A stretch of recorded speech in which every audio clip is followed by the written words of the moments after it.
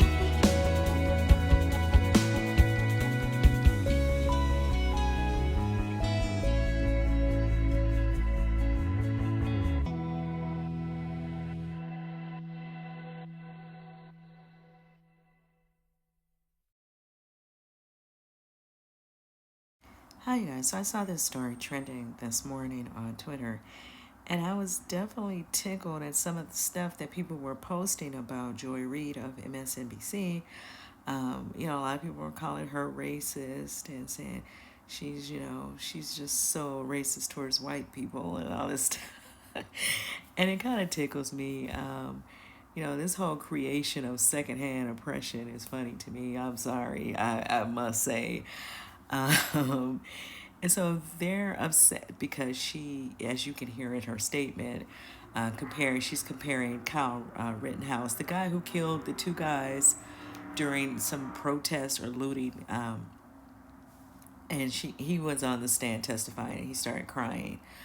On top of the fact, the media is coming out very sensitive towards him, and like Joy is saying, we can see a case that's very, very similar to this, and you're of any minority, not just black people, and you're not going to see the same type of treatment. Let's, go ahead on and be honest about that. Let's call a thing, and I think that's kind of what she's trying to say.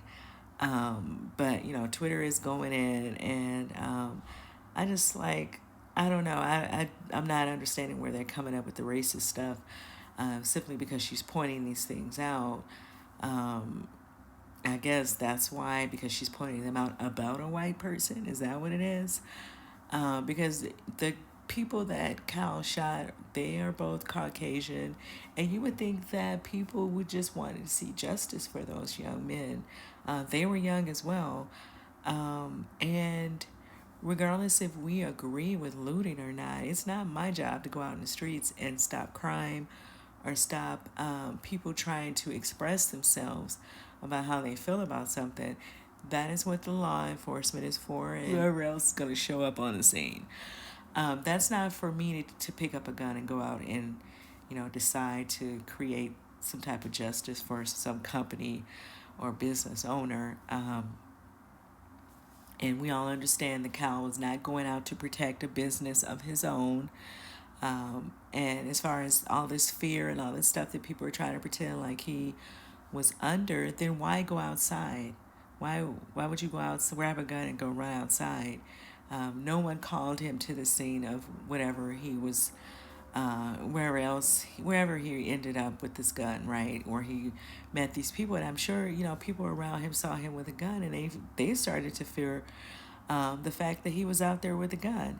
And if you look at that video, you can see that he was definitely walking around doing something that he had no business doing. And at 18, 19, whatever his age is, he really had no business doing that.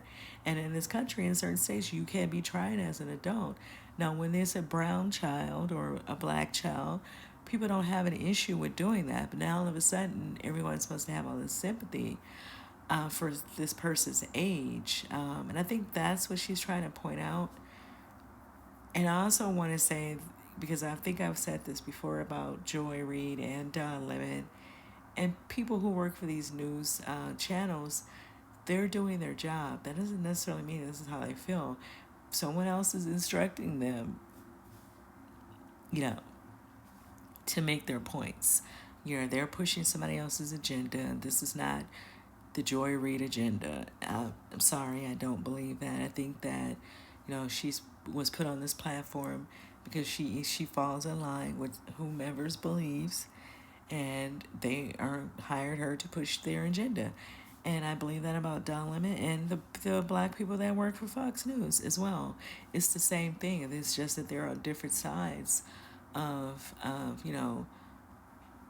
these political agendas, because this is what this is about at the end of the day. I don't think these people truly care about these men who've lost their lives, and I said what I said on that. I feel like this is more about politics for these people in the media that are talking than it is about justice for these two men. Because if it was about them, then the focus would be on that. Let me know what you guys think about this story and what you think about what people on Twitter had to say about Joy and about racism. Clearly, people don't know the definition of racist or racism, or they're trying to create their own definition of it like everything else. I don't really I don't see that as racism. But let me know what you guys think about this situation. Like I said, she was trending all morning, and people were definitely going in it. But there were some people who were trying to defend her, and then there were some people who were doing this whole, she's up there with the Ku Klux Klan type stuff, and which is ridiculous. But let me know what you guys think about her comparing the Kavanaugh crying during his testimony and Kyle's crying on the stand. How do you see, what do you think about the way the media is handling the coverage of the case as well? Because they definitely are